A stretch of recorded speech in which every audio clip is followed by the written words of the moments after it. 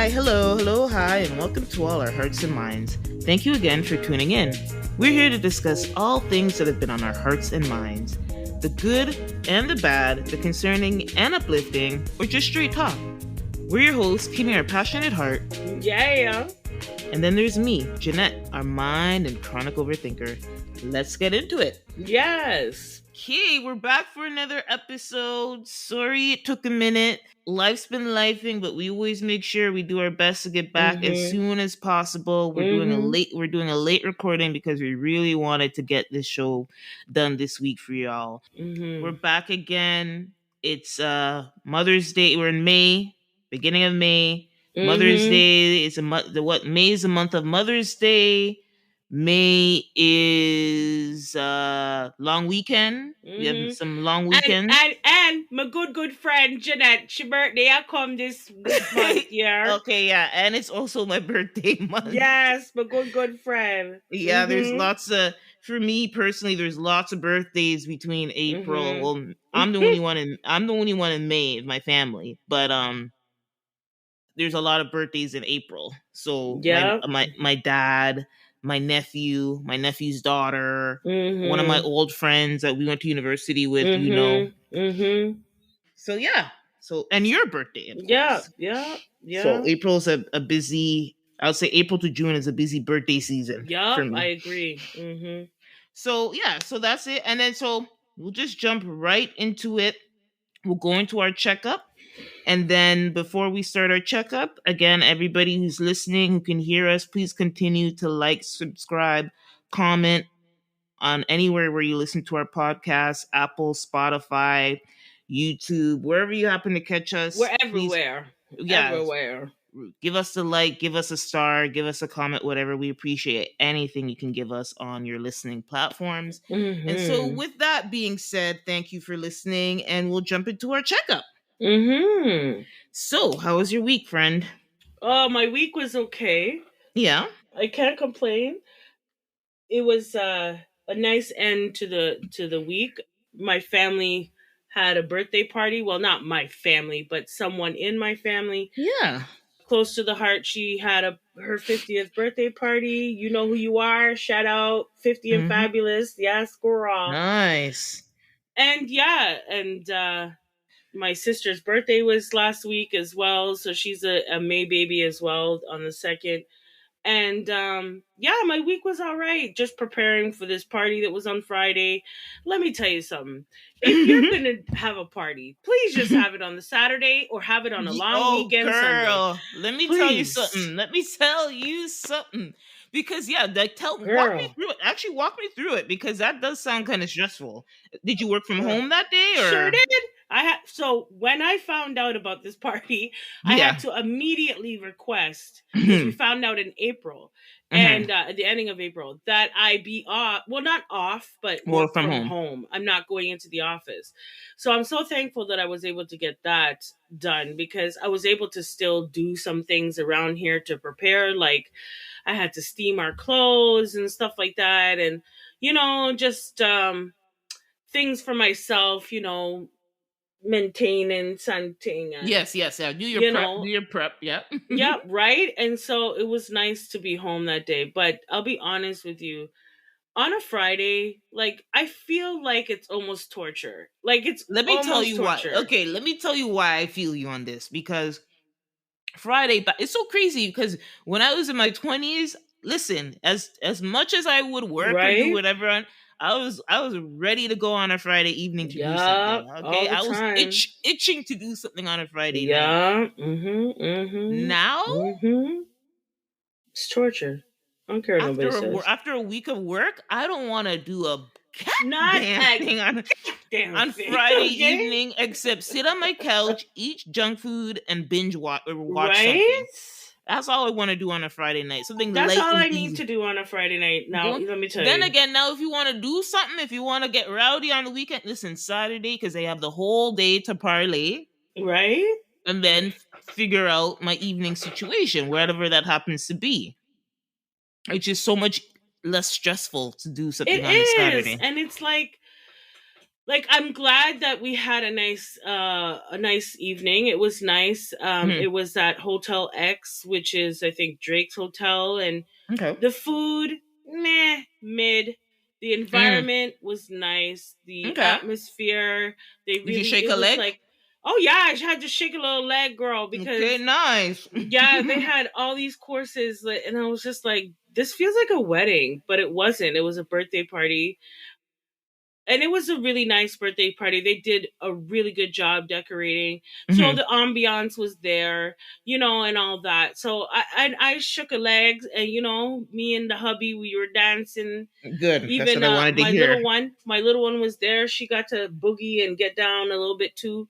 Nice. So that was nice. And so overall, the weekend the Friday evening was nice. It was just hectic getting to that point. Getting there, yeah. Right? Like getting to the point where I can sit down at the table and I'm like, that point, What was the time that you needed to arrive? Just curious. Cocktails started at 6:30. Oh, lots. Right? Yeah, you're right. That is cutting close. Right? I'm done at 5, like Richard, and this is all the way downtown and behind God's back. So, or close to Lakeshore, right? And so I'm just like, these people are for real. Like so we left and I forgot the birthday girl's gift. So we had to go all the way back. We were 15 minutes away. Had to go all the way back, get the gift, then start back out on the route. Oh no. Yeah, it was diesel, man. Like we came at a good time because dinner just started once we got there. Okay. But which was around like something to 8:00 or around 8 or so. Yeah. So we're hungry. We're ravenous at this point. Yeah. We're just so tired of getting there, right? Just getting there, yeah. Preparing for at least a couple weeks. So but it was worth it. We had fun. Everybody had a good time. We got home safely. So I can't complain. But listen, people, please understand, whether you have children or not, Friday is not the night. Okay? Shoot. Okay. Well, I'm glad you had fun, and it's always nice to kind of have those like family gatherings and gatherings and in celebration and joy. Because what they say, it's like, they always say wedding and funerals, so you need to enjoy everything in between that, right? That's right. So I'm glad to hear that your family had a good time, despite everything. How was your week? We didn't get to that. Yeah, my week has been okay. I think well, that's good.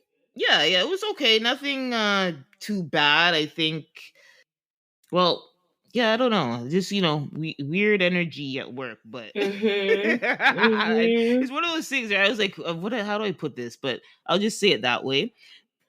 And then, but otherwise, I thank God for the basics, right? And so nothing terrible is going on, and just keeping it moving and trying to learn some new things and network with different people, and we'll see. Oh, one thing I didn't talk about here. Oh yeah, this is what we could talk about. I could talk about my journey on it here. Is I'm a part of a leadership kind of thing at my place of work.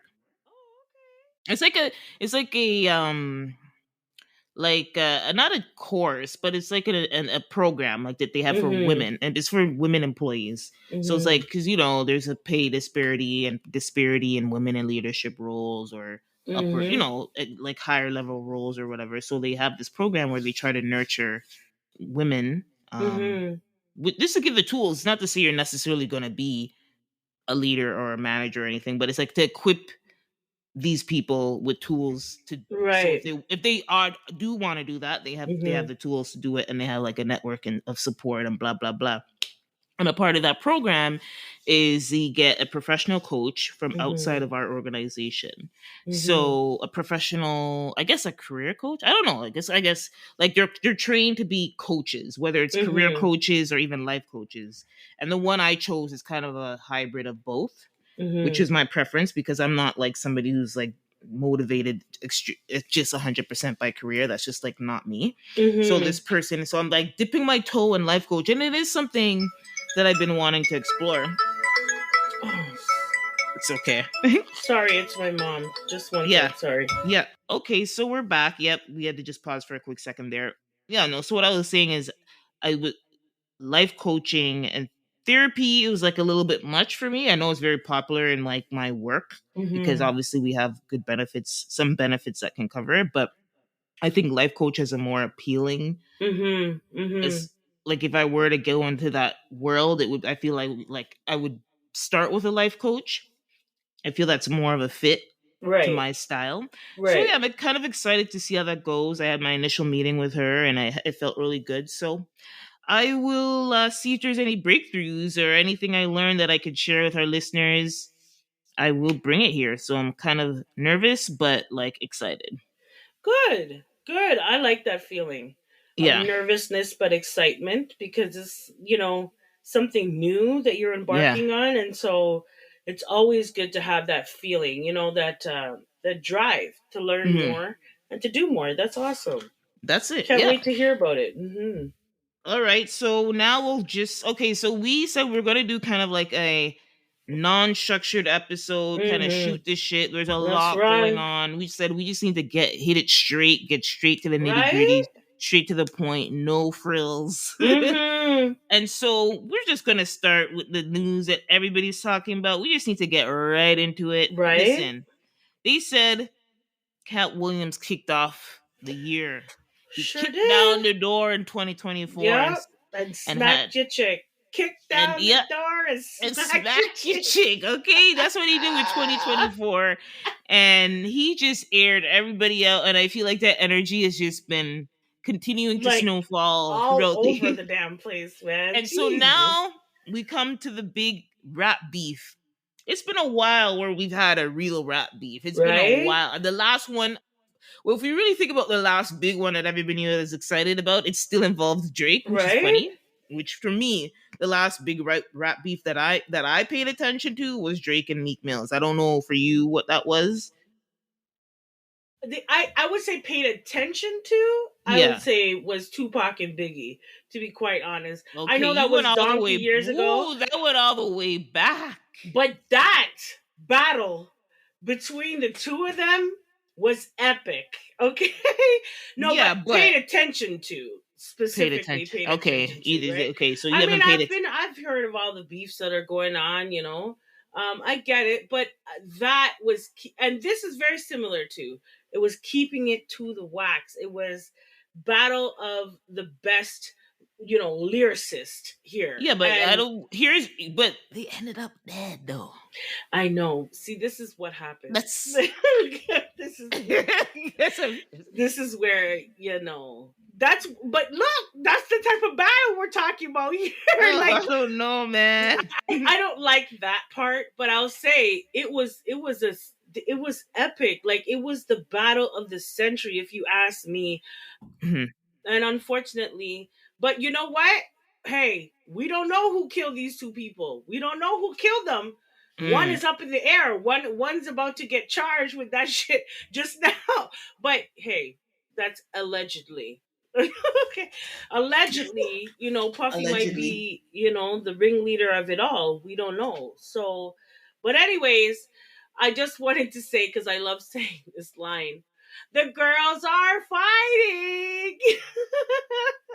The girls are fighting.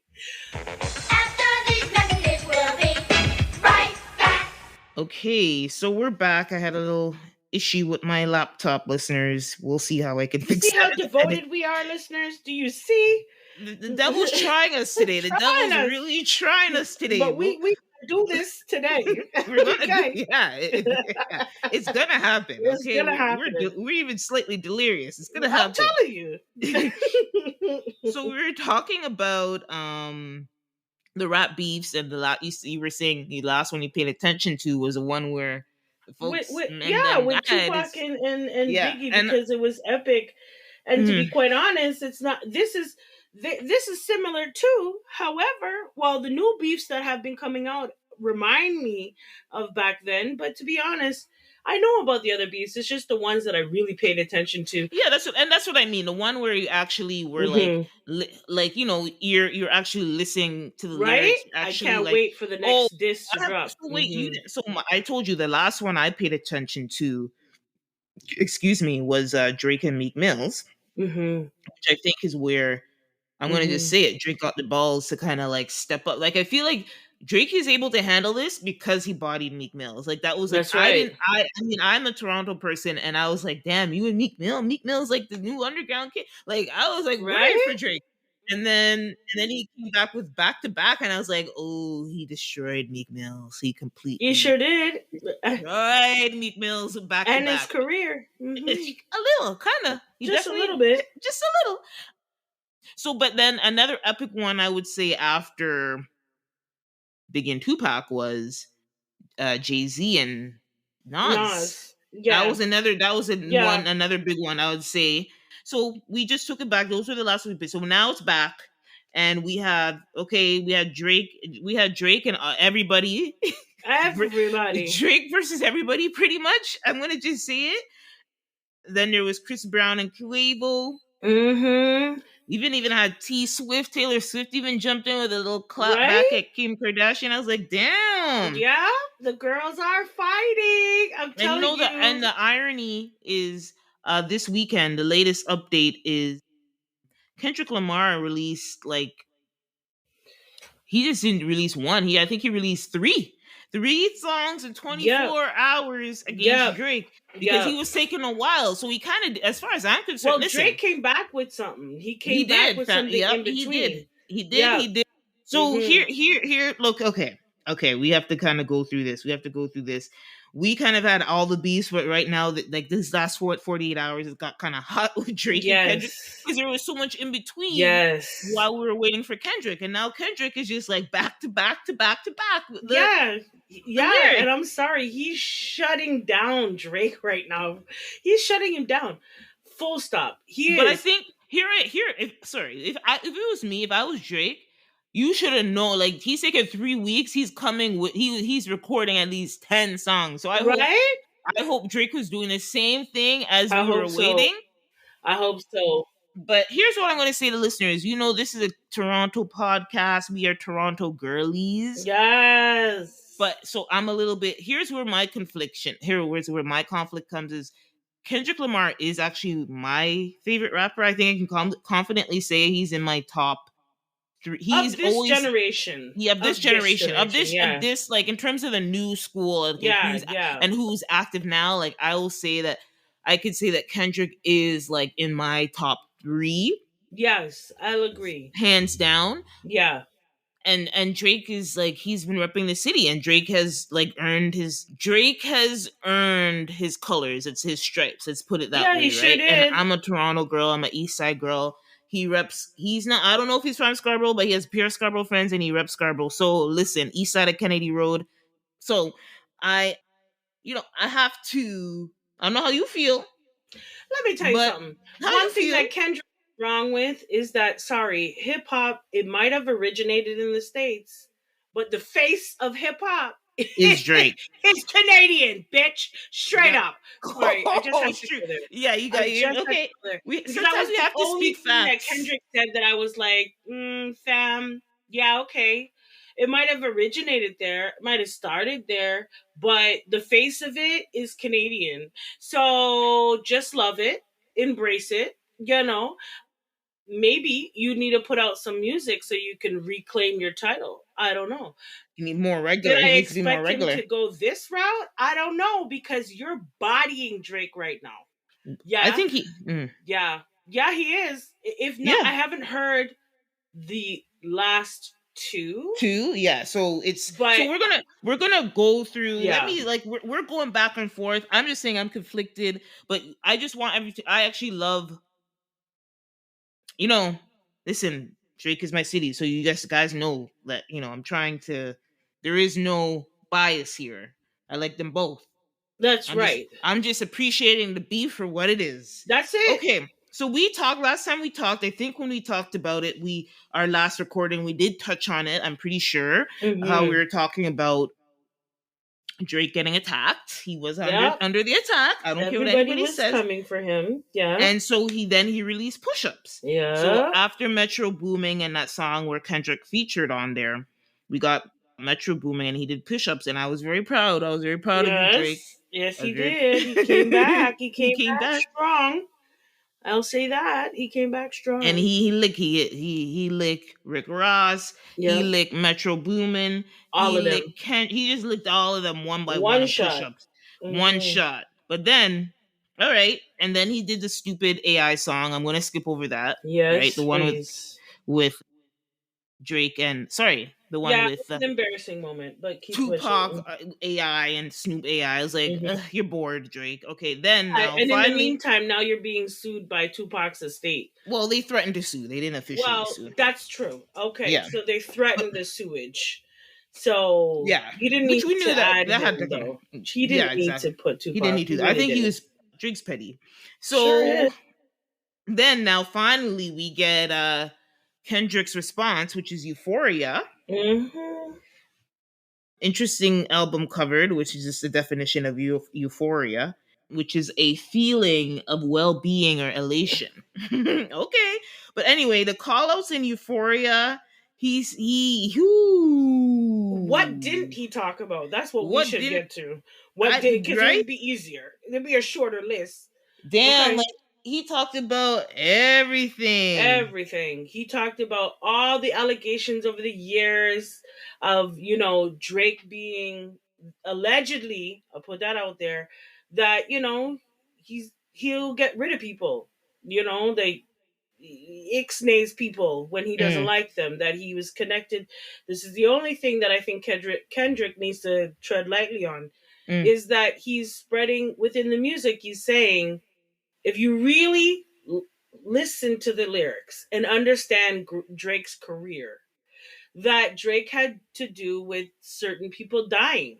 Mm-hmm. One of the incidences was at a Chinese restaurant here in Toronto. Mm-hmm. So, which is now getting wholesale. Everybody want patronize. Everybody, all of a sudden.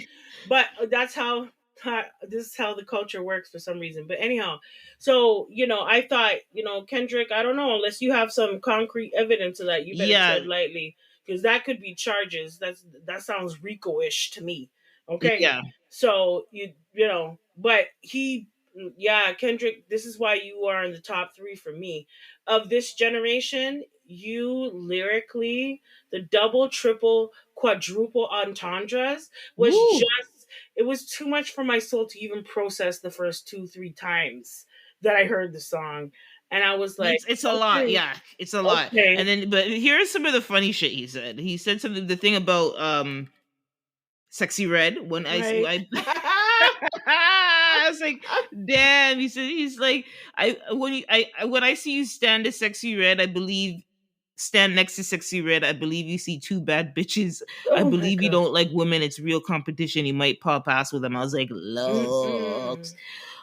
And just recently, there's been accusations going out there that he had a BBL done, Drake. Yeah, they keep on saying that. Like, he definitely, I don't think he did a BBL. But you see the back. Yes. That's why he's in competition. Kendrick, I'm like, man. Because if you really follow Drake's career, right? Mm-hmm. He talked about his entire career in Euphoria. His entire career. It's really, lyrically, he was doing it. That's why I was like, Drake, I need something from you, sir. Like, I need some more from you. Yep. So he had Euphoria. Then now he released 660 in LA, which you said you haven't listened to. You haven't listened to yet, so you need to catch up. I need to catch up. And then he had Meet the Grams, and I think there might even be another one after Meet the Grams. And in Meet the Grams, he's addressing his whole family. He starts with Adonis. Then he goes to Dennis Graham, which is Drake's father. Then he goes to Sandra, which is Drake's mother. I was like, whoo. But anyway, you guys, look up the lyrics. Kendrick I'm gonna listen to it, but listen, Drake, you better be in that damn studio. That's all I gotta tell you. you better be in the damn studio. Yeah, Drake. A lot I of think people Drake. are trying to say, well, Kendrick took so long and blah blah blah. Yeah, but now Kendrick just released 4 songs in the last 48 Thank hours. you. So I think we can give him the time. Like, you know what I mean? Not only that, but I would rather you take the time and come back lethal like this than to just give me some bubblegum rap type thing. Like, you know, it's and not neither of really. them and neither of them were really are like that. So Drake released Family Matters, and then I just before I signed on with you tonight, I saw the Kendrick Oh release god. like the Not Like Us. Kendrick And is just coming hard for him. he's dropping pedophiles in his Oh lyrics. my god. So it's been alleged that, you know, Drake likes these young girls in these streets. I don't know. This yeah, allegedly. I don't know. But what I will say is, since we're talking about rap, yeah. Ooh, you didn't know that? I knew that he was talented. I knew that, you know, he wrote a lot of his music, but I didn't know that he was. I mean, You've heard him rap in his songs. I have, but not like this. Like he bodied Quavo. I was like, Quavo, The are thing you is, okay? Blink twice. But Kimmy, it's not that hard to body. It's not that hard to body Quavo. Yes, that is true. That is true. But he did he laid some things down. I was like, Chris, are we a little upset? Are we upset? It was just refreshing to hear him really get into rapping. We know that he's an R&B artist. You know, we understand that. But to see him in this realm, I was like, oh. I think he's been dying to do that. You could tell. Yeah, like, he's just dying to do it. He probably held this rap down for the last few months. Yeah, because he's this.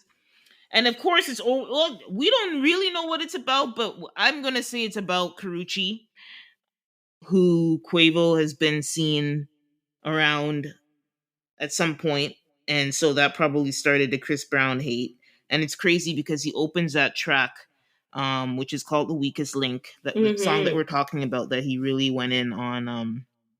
Quavo was called "Weakest Link" by Chris Brown, and he opens a track with Quavo on the phone. It sounds like a voice note saying, "Chris, man, I don't want no problems. I don't want this, da da da da da." Like, he's clearly trying to avoid a situation with Chris Brown, which is kind of funny. And then Chris continues to go in and pretty much on Quavo. He said, "You're the weakest link out of the clique. Let's keep it a hundo." Wow. And then he talks about Takeoff being something about the wrong one died. Yeah, which right? I didn't like. I didn't like that, but I was like, this is cold. Like, that was a cold line to put in there. Yeah. I thought that, you know, Chris really, you know, he don't like Quavo. He don't like him not one bit, okay? And I could understand, you know, the group itself, the Amigos, Takeoff, obviously, was the real talent behind the group. He was. Because if we look at Quavo since the group has kind of dissolved, where's he at? I think he's the one the most struggling with his identity, his like solo identity. Sure was, because you know, which is what the irony is. When they first started, and like he was the one doing the most features. Like when Migos was out, and like they'd all kind of do features, but Quavo's the one I felt like who did, like when they first came out, did a lot of the features. Yeah, in their early days. So you would think, but then like learning the history of the group, like you said, I found out that Takeoff was a lot of the brains behind the group. Yeah, he sure was. And we can see that with Offset, that he's relevant because of his wife. Just call it a buck. He's relevant. He's stayed relevant because of his wife. And, you know, his music is all right. I'm not going to say all right. It's not, but he's not in battle with Chris Brown, because Chris Brown, you know, he really bodied Quavo in that song. He really did. And after that, Quavo was like, "What are you gonna say?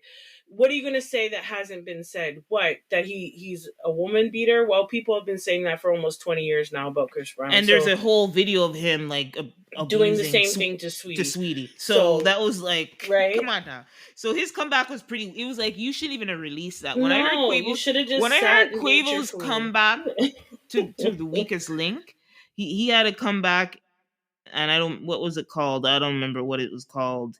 It was just ooh. Right? So let's talk a little bit about the girl beefing. The girls girlies are fighting. Well, Miss Taylor Swift. Oh gosh, Taylor Swift. Taylor.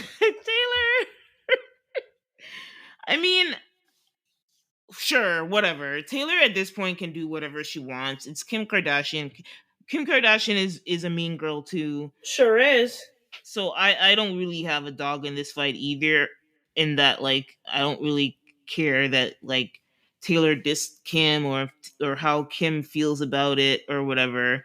I really don't care either, to be honest. But it's just ironic because the song is called "Thank You, Amy," but the names, the letters Kim in that phrase are capitalized, so it clearly says Kim. So it's like it should be pretty much called "Thank You, Amy," aka Kim. Right? And it's pretty much talking about a mean girl bully situation. And at the end, the kind of, I guess, closing note, the thing that really hits it home, let's say, is that you're hearing my words and your kids are coming home singing my songs. And it's like, ooh, right? All the Kardashians were at the, I think almost all of them were at the Taylor Swift concerts. I don't know if Kim Kardashian was there, but definitely her sisters were there. And so we know Taylor has taken over the world in the last radio waves. Well, she's always been heavy on the radio waves, but the last few years she's been like literally the queen of pop. So that was her take, and we know it started off with Kanye, and then when Kim Kardashian recorded the conversation that she had with Taylor Swift when Kanye had that song, "I Made That Bitch Famous," right? And so they said, because Kanye said they asked for her permission when Taylor Swift was getting her panties in a knot. Fair enough, I would be too, because I thought we kind of mended that whole situation from before, but now it's like, "I made that bitch famous." I was like, okay, she said it's all right, then hey. And then she came back, and then Kim went to the internets and the blogs and released that audio where she was like, okay, right? And so she released a piece. She didn't. You're right. You know the full story, girl. Yeah, she only released a piece, but the thing is, Kim released that with a snake emoji, right? And so everybody was calling Taylor Swift a snake. And then now, fast forward to now, when that whole story is addressed, she's like, yeah, and she admits like that she did that clip. That audio was clipped up. And so, who's the real snake? It's Kim Kardashian. The irony behind that, but so when I saw that. I listened to the actual song that Taylor had, "Thank You, Amy." Yeah. And I was like, you know what? Honestly, I gotta keep it a whole buck right now. This Taylor Swift, like, she is mediocre at best. Like, I am so... She's mediocre at best. And the diss of, I don't know, like, it was like, yeah, okay, that kind of did something for the song where it's like, oh, your daughter will be singing my song and you and I will know, and this, that, and the third. I was like, oh, okay, but the song itself was kind of lackluster for me, to be honest. I think this is why I like hip-hop beef, more, like, because there's more juice to it. There's more, they put more sauce on that bitch. Like, these people here, Taylor, you're so weak and so lame with this stuff, because this happened how many donkey years ago? Yeah, right. And you're now talking about it. You could have wrote this song like 3 years ago. Exactly. And if you're gonna call her out, stop being a mean girl yourself, Taylor, because you too have been accused of being a mean girl. And I feel like this is mean girl tactics. Like, instead of coming out and just calling a spade and saying it as it is in the song, because you have a right to feel how you feel, right? And I Yeah. get that. However, you're trying to still go about it like the snake in the grass, like Kim said. You're still trying to sneak around it. Bump that. It's 6 years ago. Call it out. You already, you know what I mean? Like, it was already kind of dealt with in the media, a while ago. So for you to rehash this, yes, I understand you processed it. It's your pain. You have all rights to how you feel.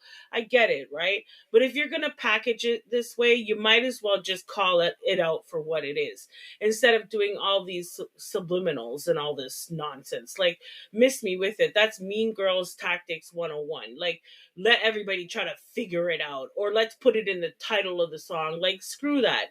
You need to come out with a diss track directly aimed at Amy, aka Kim. Okay? I hear you.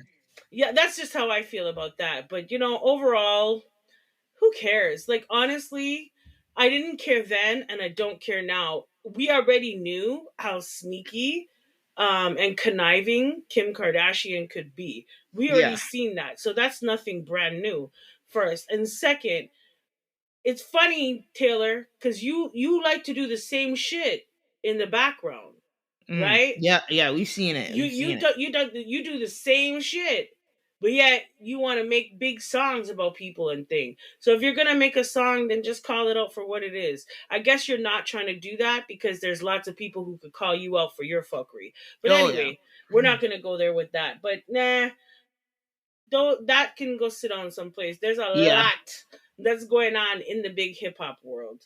Oh yeah, so we're gonna keep with your favorite, because me and her, I don't mix with Meg. I don't mix with Meg. Well, yeah, with Meg, yeah. So we had something with the Stallion's lawsuit. I don't know.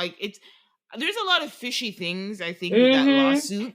So I kind of want to wait a little bit more to see if anything else, if it actually comes to anything, because I don't know. I need to see if this comes to anything before I talk about it, because I mean, I don't know. Well, I'm gonna keep my head to the ground with that, but what I will say, keep this in consideration, is who's the common denominator here?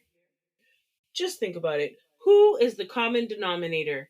Okay, right. Because Meg the Stallion seems to be the common denominator a lot of the time. So, but we're talking about so many, right? But I'm saying, how you always in the mix-up, Meg? Yeah, that's what we're saying. Yeah, and I don't know the timing that the guy had on these things, to be honest. Like, was it last year? But this is not the first. It's not the first. Not the first what? AKA employee that has had an issue with Meg. Okay. So I could say disgruntled, we could say that, but I have to now start to ask, who is the common denominator? Yeah, without going deep into it, I think one thing I would say that would be an issue on her end is these are not your friends; these are your employees. These are not your friends; they are your employees, and that's, I think, one of the issues I can say that's consistent is she treats her employees like friends, and she needs not to do that. These are your employees, so I don't know when you're gonna learn that.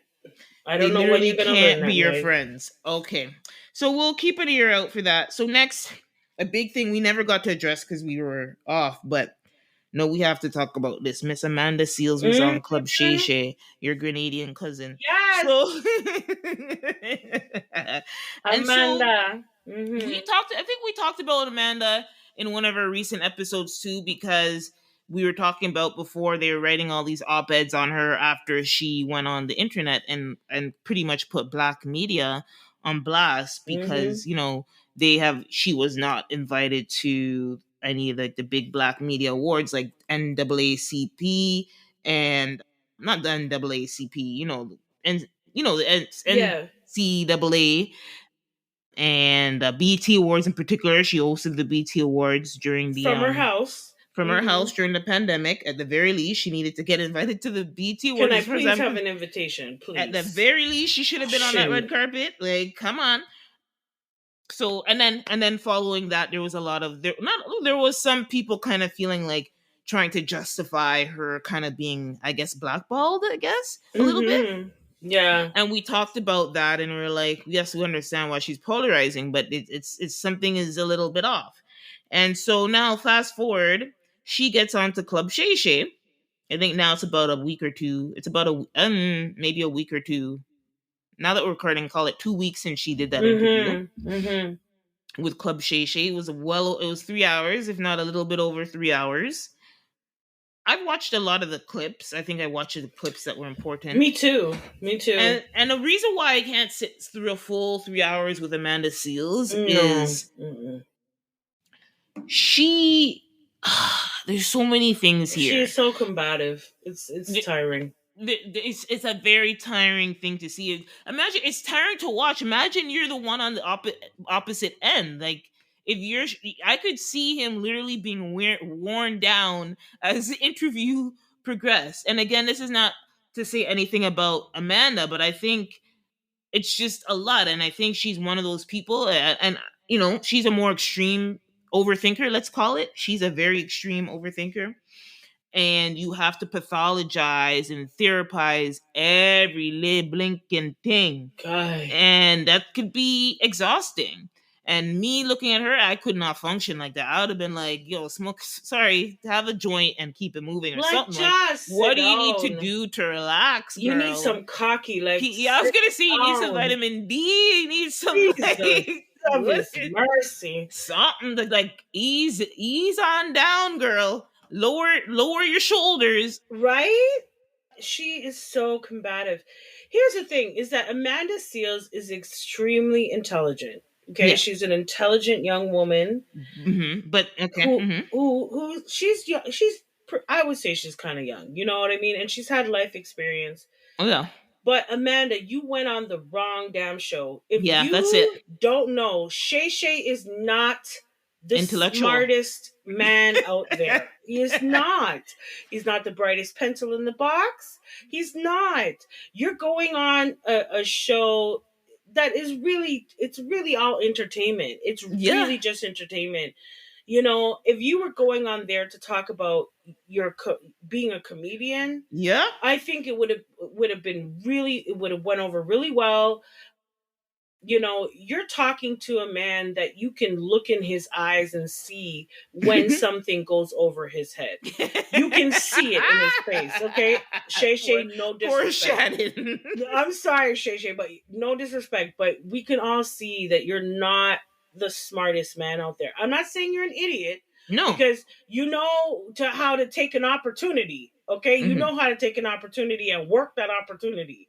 Right? And I can respect that. However, when it comes to having intellectual conversation, Shay Shay, you just ain't the one. Okay? You're not the one, nor the two, or the three.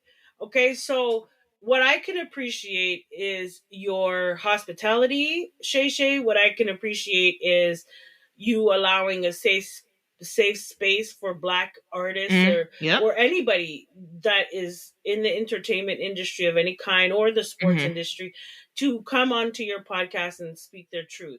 So I can appreciate that. But Club Shay Shay, producers, whoever the hell needs to hear this, please stop bringing people who are smarter than Shay Shay on the damn show, because Shay Shay just doesn't know when to shut the hell up.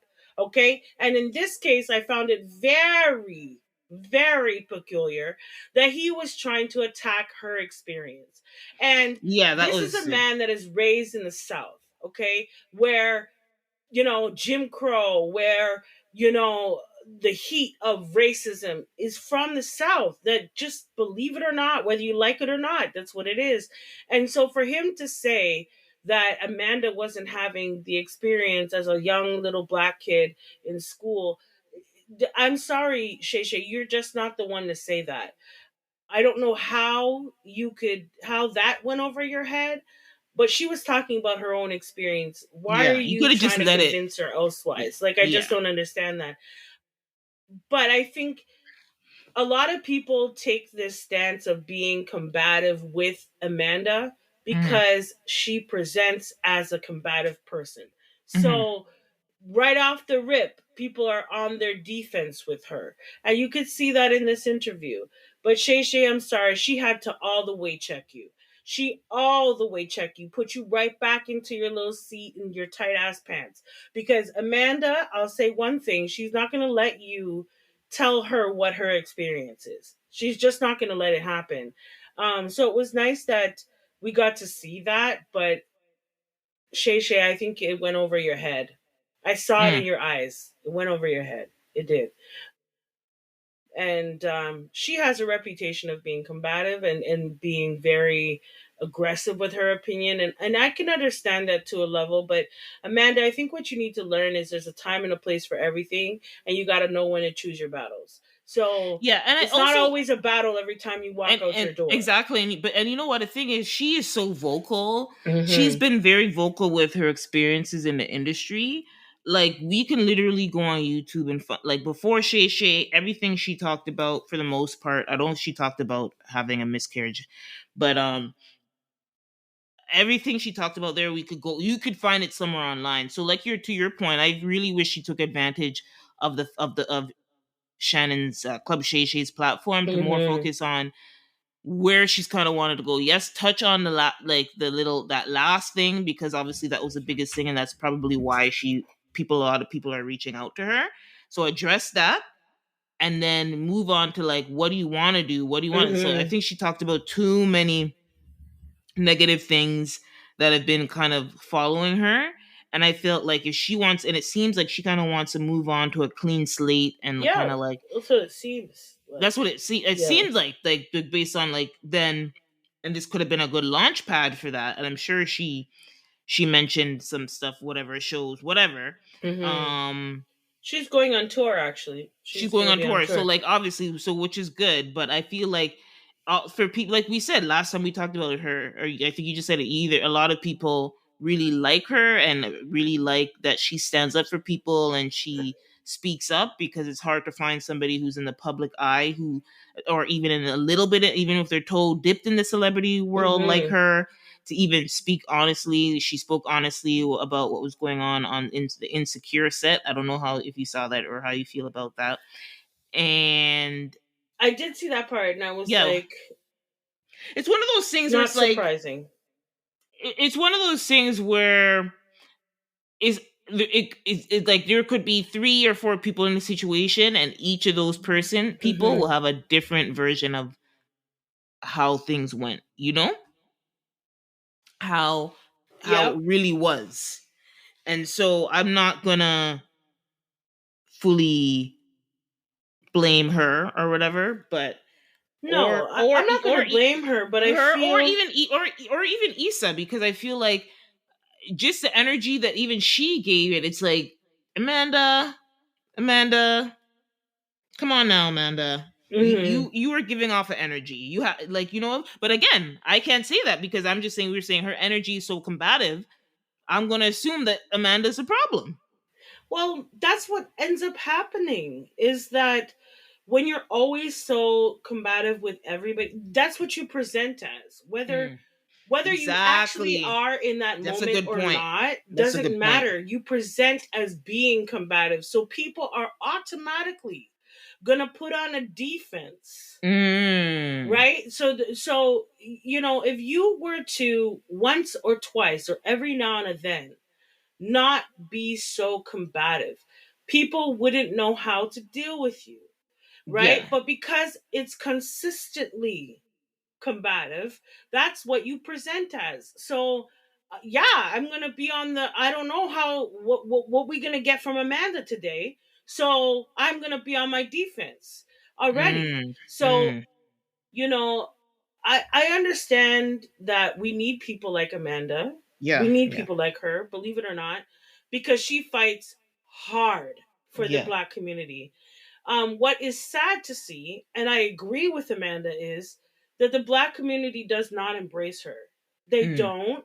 They don't. That's the thing that really gets me. Though. She made a point, and you're right. She made a point, and I want to make it fit with kind of, if more of the community embraced her and checked.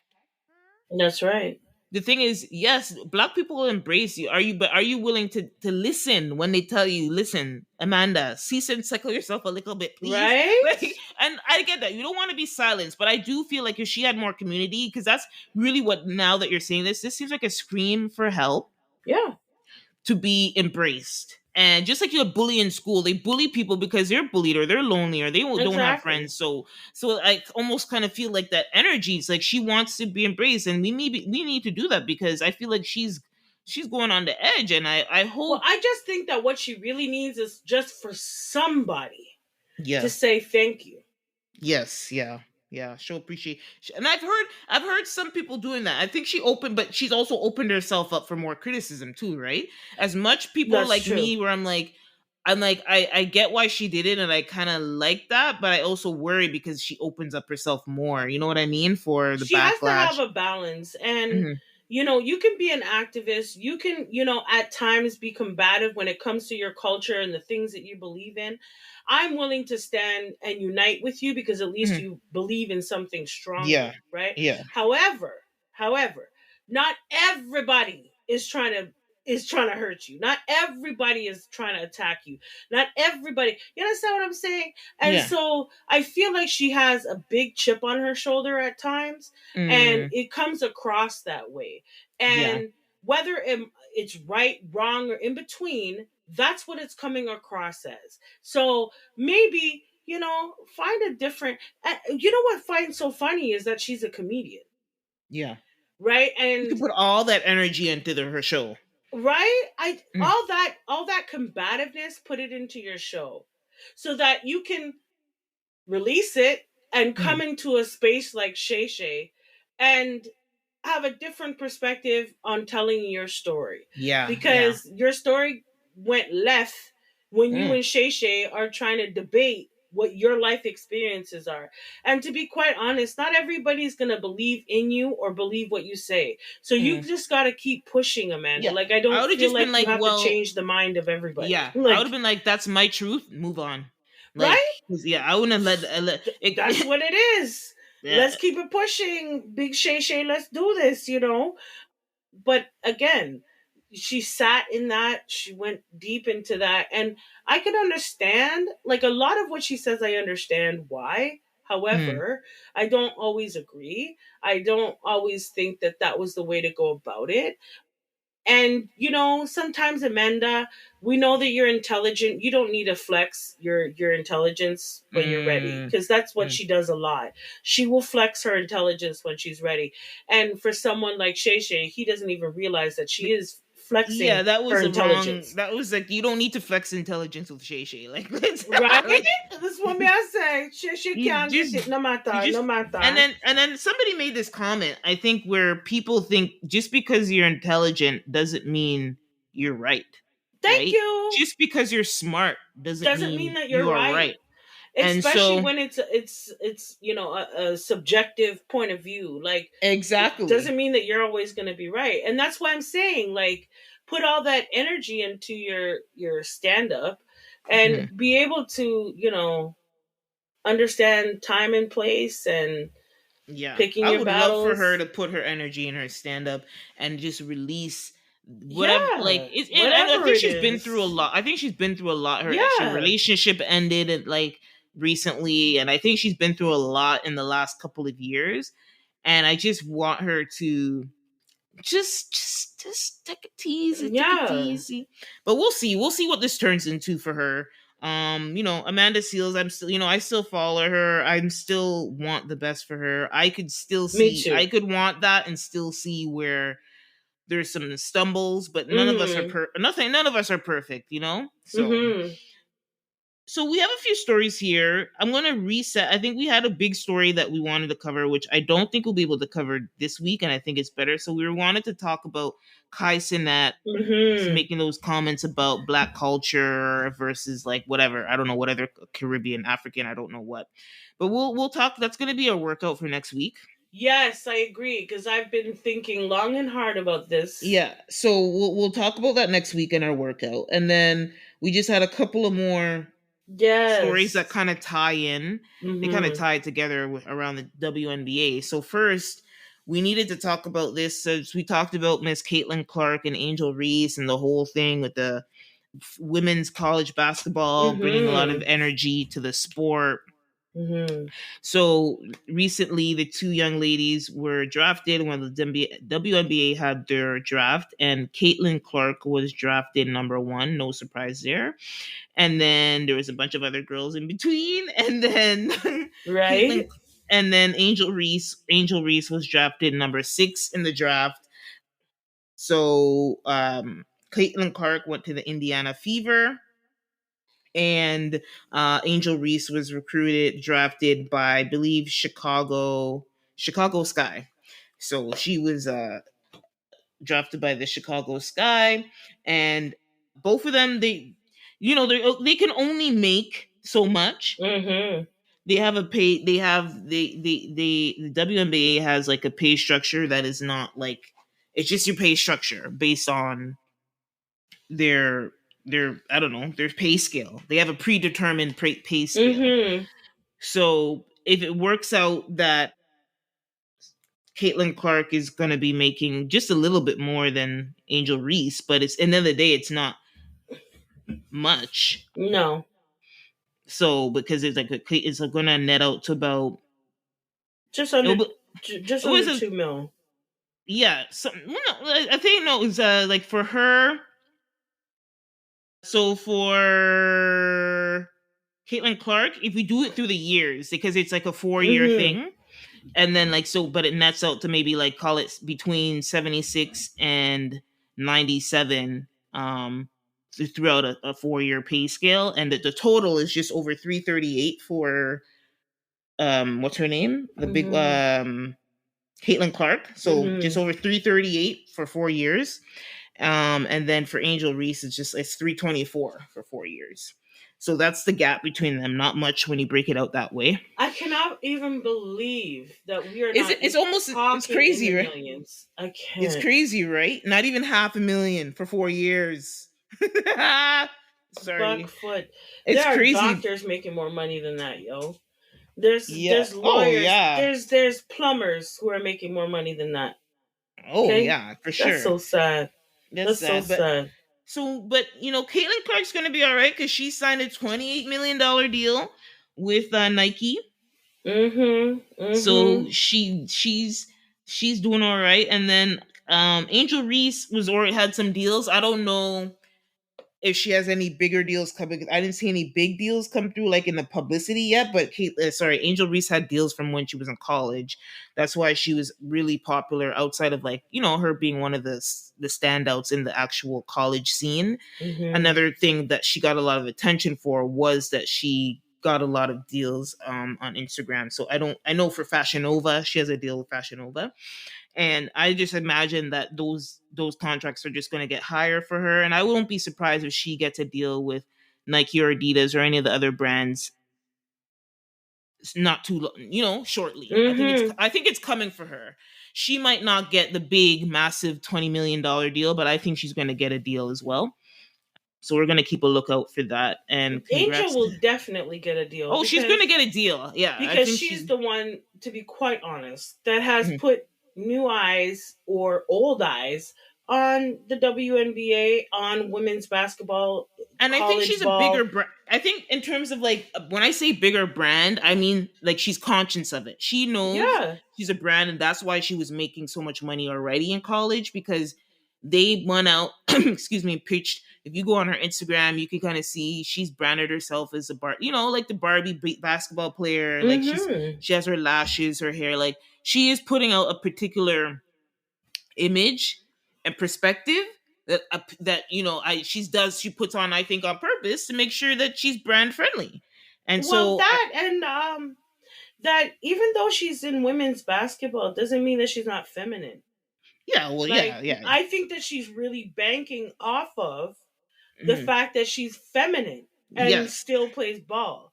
Because for the longest time, a lot of people thought that you had to be one or the other. If you're going to play ball, then you're more masculine. You lean towards manly ways, and if you don't play ball, then you're more feminine and you lean towards feminine ways. Well, she's a combination of both. And to be quite honest, more and more people can find commonality with her because they can see themselves in her. More Mm-hmm. women out there can see themselves in her. I know myself, I was into basketball, and there were many times that it was almost expected that because you like sports as a girl, that all Yeah. of a sudden you're a butch or you're a tomboy or you're Yeah, I this, that, know, or the right? That third. was a thing as a girl who, like, if you played sports as a girl, it was a real conundrum. If you didn't, Yeah, and it's if you were like not, if you're not if you don't, if you're not masculine and you don't want to be masculine, it was a little bit weird. I just couldn't understand why can't I have both? Why Yeah, can't I like basketball, like sports, and still be a girly girl? Like, why can't you? And I feel like she's embodying both. And mhm. so she will be a bigger brand than Caitlin Clark. Yeah, I think so. Yeah, Caitlin can play. I'm not going to take that away from her. She has mad skills on the court. And yes, maybe she deserves to be in that position that Yes, she's yeah, I think in. so. Yeah, However, okay, I'll be honest, in terms of bringing people's eyes back to women's basketball, that's Angel Reese all the way times 10. I think it's a Okay? Okay, we'll be nice. Let's make it fair. I'll make it I'm a little more sorry, fair. Caitlin. Nobody would have gave a shit about you until Angel Reese put the light on you. Let's I just don't call know. a spade. I think Caitlyn was impressing people. Like, we don't, like, you and I weren't really following this. No, But but I I've just started based. following her, and that's my point. I started following Caitlyn more because of Angel Reese, because Caitlyn was doing this, fade in your face, Mm, and Angel Reese did it right back to her. mhm. And the backlash that she got was ridiculous, Yeah, but it brought more eyes to both of them. to the But that sport as a whole. The sport as a whole. Well, the sport as a whole, it bring more eyes to Caitlyn.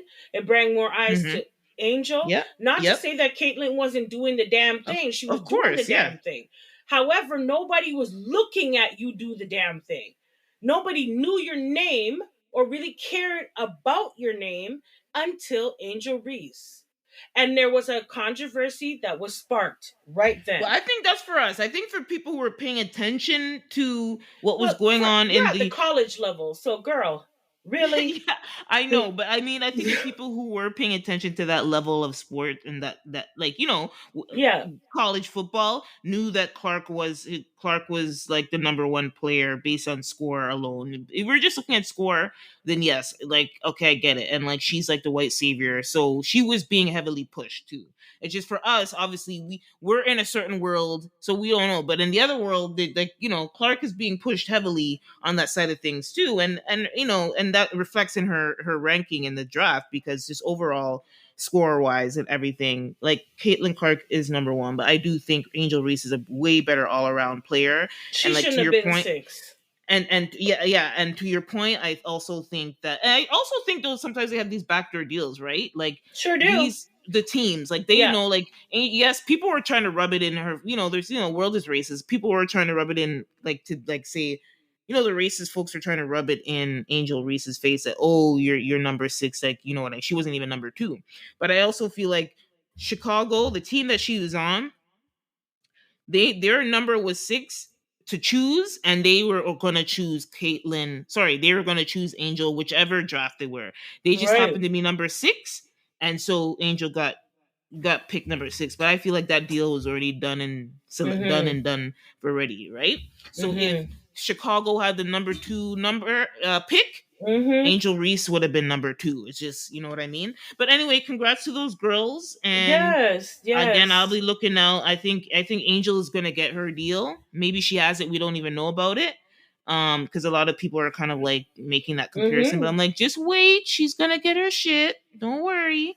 Because if Right. you ask me, Caitlyn, maybe Caitlyn's gonna get her media training and figure out her brand and get more exciting. But right now, to me, she's boring. Yes, she is scoring. She can shoot from anywhere. Obviously, she's a score queen. But I'm just saying, who is she? Who is this Well, girl? and I Yeah. will say one thing. We can say this at the college level. Caitlyn Mhm. is somebody. Yeah. But let her get up into the NBA, the WNBA. Yeah, they just started. They started the preseason.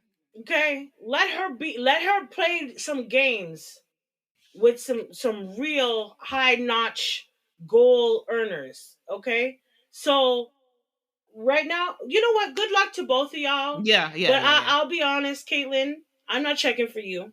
I'm not. I'm not checking for you. 1, 2, or 3. I don't give a shit what place you came in. I'm not checking for you. The only reason why I even know your name is because of Angel Reese. And I will be checking for her because I think she has great things coming her way. And I think that as a player, she's going to thrive and she's going to do really well. And she going to be all right. I She hope going to so. be all right. I hope they're both. We'll see. Well, I hope they hope it's going to be tough for them. So we hope the best for both of them, like, at least getting through that first year in the WNBA. Right. And I hope that with all of this publicity, I just want to put this out there for the WNBA. With all this publicity, start paying your players please, better. Please do. Please. Because this right here, not even 500,000? Nah, friend. Nah, you can't justify that anymore. Not when you have a whole heap of eyes, butts in the seats of those stadiums. I'm sorry, we'll see. We'll see if the hype of these girls actually increase the seats. Because if they do increase the seats, then the pay needs to go up. The premium up. Okay. Yeah. So we'll wrap up the show with we're talking about the WNBA, and recently, Brittany Griner this week did an interview. I think she has a book coming out this month.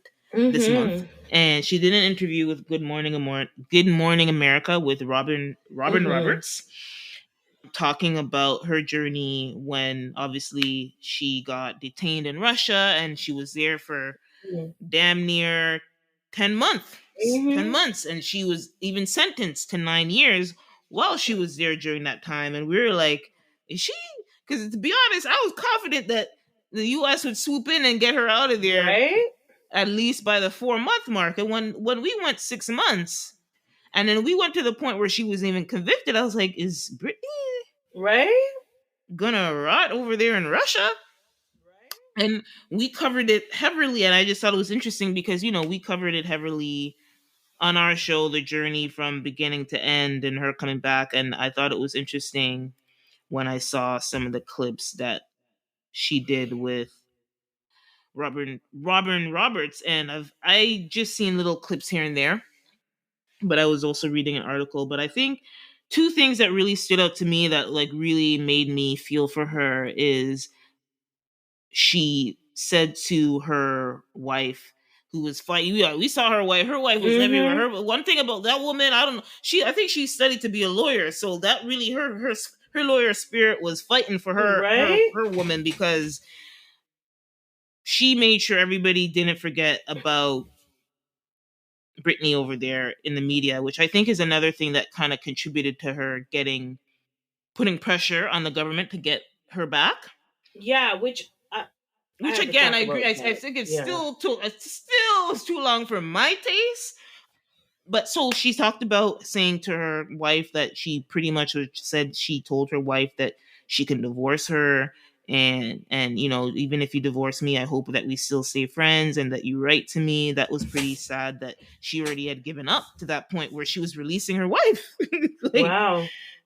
And another thing is, they said that she broke down. What really broke her down in that interview was she felt like she disgraced her family name, her father's name. And that really, was something she had a lot of guilt about that. And then also, she also talks about like her life when she was in 2 different prison camps, I guess.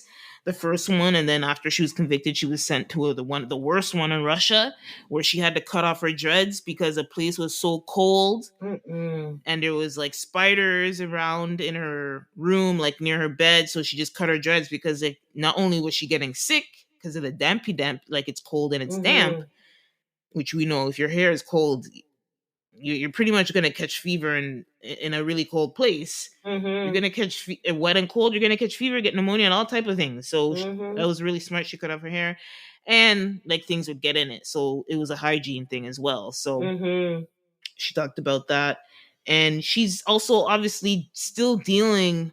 She's adjusted to the fact that she's back home, but as you can imagine, psychologically, she's scared. She's scared to leave the country. She's only leaving the USA because she's playing in the Olympics. So she's going to France for the Olympics, but otherwise she has no intention of going overseas to ever She period point blank. It seems like she wants. Maybe now, right? It's too soon. Right? Maybe eventually. I hope she gets over that fear. But totally understandable. I'm not going traveling nowhere after And to be quite honest, I wouldn't want to travel now. I wouldn't be Yeah. going nowhere. You wouldn't catch me dead on the plane. You understand what I'm telling you? Because that would be, and I heard about the conditions that she had to live in. Yeah. And it was just really devastating to know that that's how their prisoners are treated over there. I understand it's a prisoner, but it's still Yeah. a person. It's still a person. And so, basic Yeah, the base. They didn't have toilet paper, like right should be met at least. But you know what? They had Every moldy. country has the right to look at their incarcerated people, Yeah. how they choose. So know where you're going, know what country you're visiting.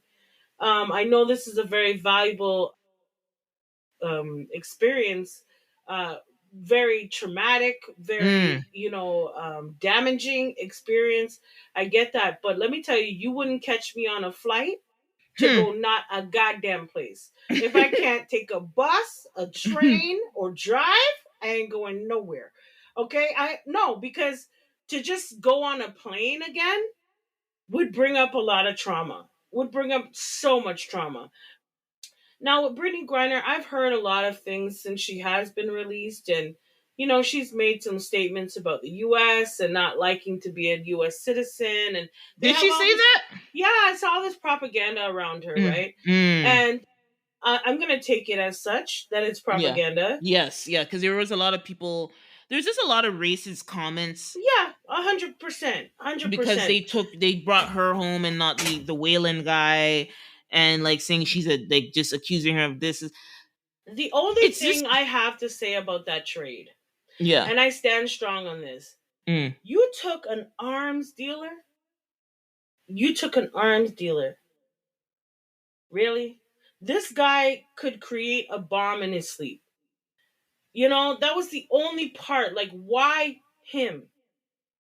Why an arms dealer did you trade Russia for Brittany Griner? I'm glad she's here. I'm glad she's safe. I'm glad she's with her, her spouse, and she's on U.S. soil. But this the only thing that does not sit well with me is that you took one of the most renowned arms dealer. But Russia had all the leverage, right? They have the leverage because there's pressure to bring back Griner. I'm sure the U.S. didn't want to give it. Russia said, "Listen, the only way she's leaving here is if you give us this guy." Right. That's it. I get it, but there's a whole war going on with them. You understand what I'm saying? So it's just like convenience. But you know what? All in all, I am glad that she's home.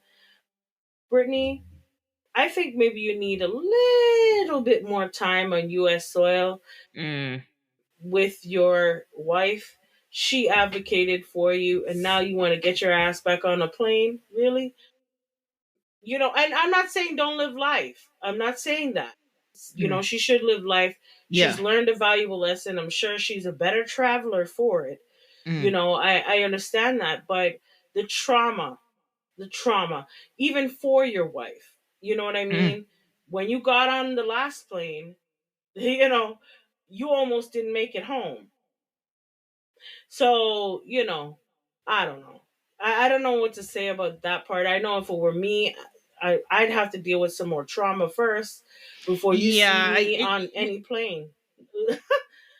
Like, and because if we think about it, she just came back, I think, with the end of last year. Can we be a little bit more trauma free? Can we just a little bit, So we'll see how that goes. But she's written a book. It's called Coming Home, and it's coming out this month. And praying for her, healing for her. Yes. And so to wrap up the show, we wanted to say that we do hope that your hearts and minds were activated on this week's show. So whether you lead with your heart or your mind, please stay passionate and thoughtful. We'll talk to y'all real soon. Bye.